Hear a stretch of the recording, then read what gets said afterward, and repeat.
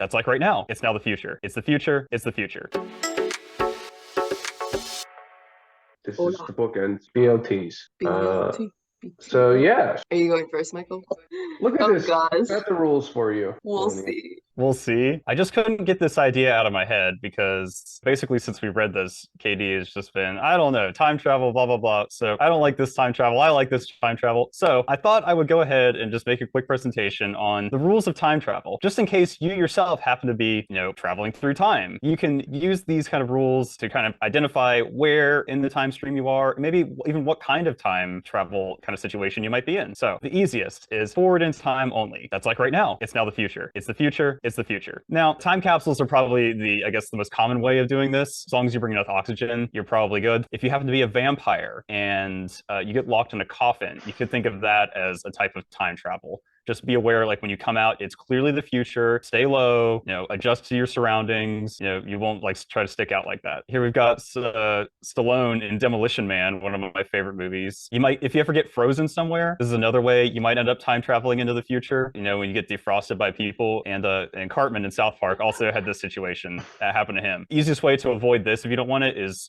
just wait for whatever game system you want to come out, and don't be like Cartman and get travel 1,000 years in the future just because you want a new Nintendo. This kind of reminds me of that Spaceballs section where they're like looking at the video of themselves in the... When's the future? Now. But when's now? Then. Another realistic version of time travel that we still kind of experience every day is time dilation, which is the type of time travel that occurs due to gravitational forces or due to going at extremely high speeds. So like our satellites that are in the air right now, when they program the satellites in your GPS system, they have to account for the time dilation caused by like Earth's gravity. If you happen to be flying a spaceship and you just see the Statue of Liberty in the sand, like in Planet of the Apes, you might have accidentally, gone around the Earth too many times. It might just be in the future. Interstellar has a great example of time dilation, where they end up on this water planet that's that's like rotating around a black hole, and every hour they spend on it costs them 7 years of Earth time, and they end up just losing just thousands and thousands of years. And one of my favorite books is The Forever War, which kind of deals with realistic space combat, where they'll actually travel in space for thousands of years before they get to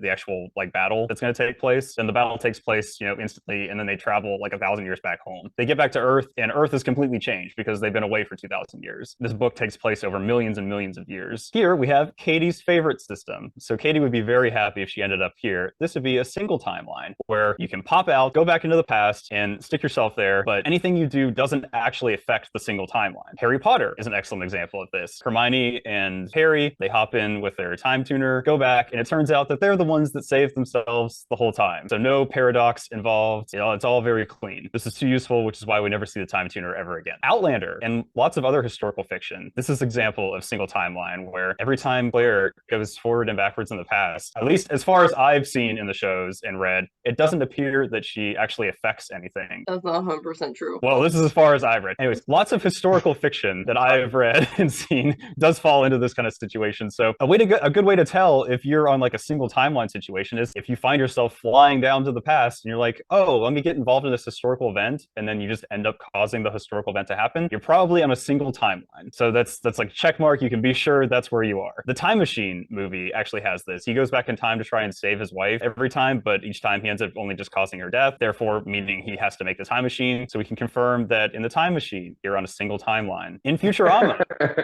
in many time travel stories, you'll hear something called the grandfather paradox, where you want to make sure you don't go back in time and accidentally become your own grandparents by like interacting with your family. Fry in Futurama solves this by actually just going back in time, and it turns out he was his own grandfather. Wouldn't recommend, just be aware. If you're on if you've already determined you're on a single timeline, definitely stay away from your family because this kind of situation happens. Now we get into the cool stuff. Nonlinear time. This is the type of situation where either you or like the timeline itself is jumping out of place, or you are jumping in and out of place in time, or maybe an item, or maybe there's a certain portal or point that seems to act as like a conduit between like two definite points in time. The Time Traveler's Wife, excellent example of nonlinear time, where you have the guy just is growing up and then disappears in a different timeline, or like at different points in his past or future, all completely nonlinear, and somehow is still able to maintain a relationship. One of my favorite movies, Arrival, kind of deals with nonlinear time, but in more of like a consciousness where you're able to understand, by learning the language here, you're able to understand the future and the past all at once. Well, you could also say in maybe fantasy books, understanding prophecies or fates could be an example of nonlinear time. If you know the future, you might have accidentally put yourself in a situation where you have like no way of changing it in that situation. Slaughterhouse-Five, excellent example of nonlinear time, and is in fact the basis of the story that Arrival has. And then The Lake House, their mailbox actually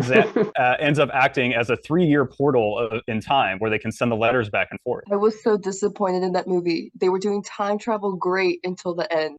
Yeah. They changed the whole ending. Excellent point. Next, one of my favorites are time loops. A situation where you just get caught, churning your engine, just stuck in the same spot. Groundhog Day, the definitive situation. Everyone's obviously seen Groundhog Day, so this is the kind of situation where you end up in, just repeating the same time period or same week or same day over and over again. Just watch out. Many people will, try to become the god of their new world, or, try and memorize everyone's interactions. Just be aware this doesn't work. Once you get out of the time loop, you're going to have a really hard time because you've lived for millions of years and everyone else are just mere mortals. Live, Die, Repeat, or the what they call this, Edge of Tomorrow, another good action movie where this time loop situation happens, where Tom Cruise has to beat up aliens over and over again for days and days and days. Palm Springs was a cool movie from a couple years ago where Andy Samberg is traveling back to the beginning of this day over and over again. It's a good like comedy, kind of like love story, dramedy. It's a fun one. You also might just be in a video game if you keep restarting back to the beginning over and over again. So just be aware of that. Here's the worst one. This is alternate universe multiverse.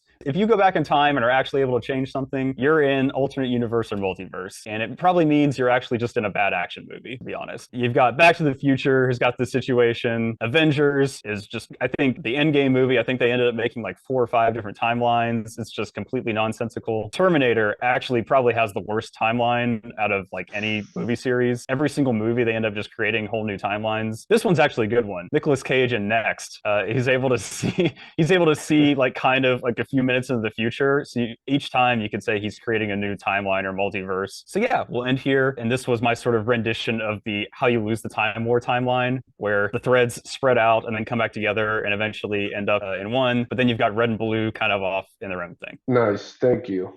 I needed this. I'm still confused. This makes me concerned about how many time-based media I've consumed. I'm concerned that I'm in a time loop right now. No, we're in a simulation. No, this is real. Time doesn't actually exist. It's an arbitrary human construct. It doesn't. That's why this book was stupid. Okay, anything else? Bye.